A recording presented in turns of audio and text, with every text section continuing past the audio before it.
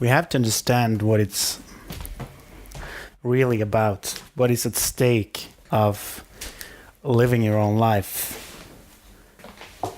Because who's telling you that you need to do anything? The worst thing, I think, is when you think you have to do anything. If you see it in a different light, you can see that if you believe or know that the reason why you're here is to experience something, to learn something, that and in fact you actually have chosen to be here now in this time. And when I first heard this idea presented to me, I felt like, whoa, that's kind of stupid, or that's kind of strange, because how can you choose anything? How can you choose to become the one you have? How can you choose to be born? And that comes down to one thing. If you believe there is a world outside of this world or not. I'm not claiming that there is. I'm asking you if you're willing to consider the question that what you're experiencing right now around you, the reality do you feel is the real thing? What if that's just a simulator for you to gather experiences for who you want to be, who you want to become, and how you contribute to the whole consciousness of evolution? What if the universe as you know it, as presented to you, is not really everything, it's just an entity inside of something else?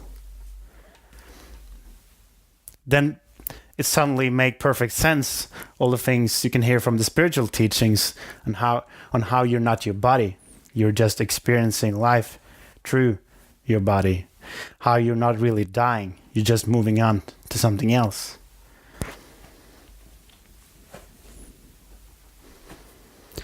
When you realize that, understand that on a deeper level, things give more meaning. And also things become a lot easier to understand. Because then you realize that you've chosen to be here. You've chosen this moment in time.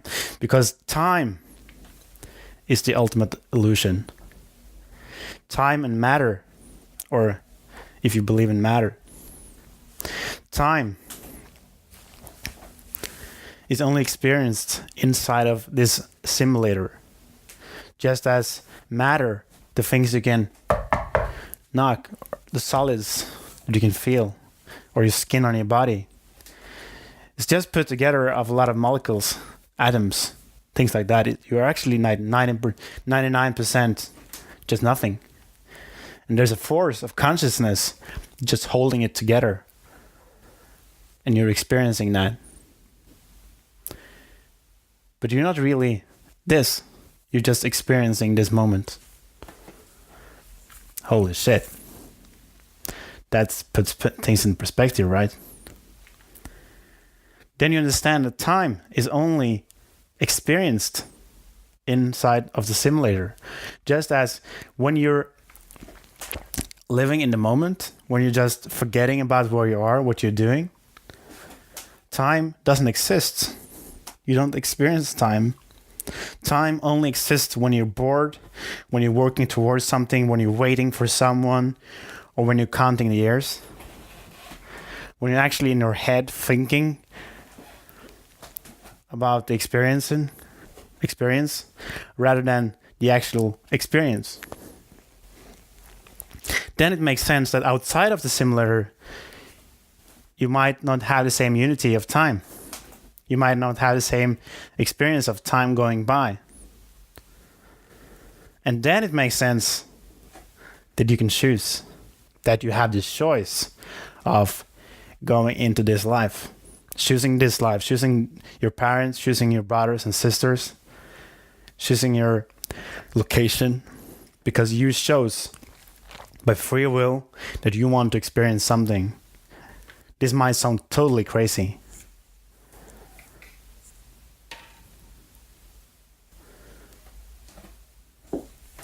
but consider it. Take it into consideration. I'm not saying you should believe this. Just consider it. What if? What if life was that way? What if you never die, but really go on? What if you reincarnate into another life to gather more experiences? What if life moves on? What if energy never goes away, just transforms into something else? What if consciousness creates matter and not matter creates consciousness?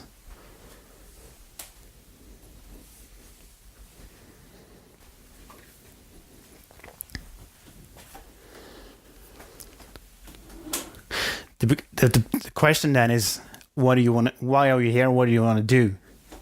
That's the unique thing, that your life is not the same as someone else's because you're here for a different reason. And we try so hard when you're not in touch with that, within ourselves. We try so hard to really figure things out by comparing to what other people are doing. By thinking that when you look up to some person, that if you can do the same thing as he does or she does, then you are going to be feeling the same happiness, the same freedom as that person. But most likely you're not, because you are a different person. You have different goals, you have different motives for why you are here right now in this time. So unless you're getting in tune with who you are on the inside, there's never really anything that can give you anything on the outside. Some people used to say that the outside is meaningless, but it's not. The outside is everything, but it's worthless without you going inside first. Because the outside is the experience that you need. The outside is where you harvest your experiences, but you're really creating them from the inside. By what you do, by who you choose to be, how you choose to aim your focus, how you choose to work, how you choose to live.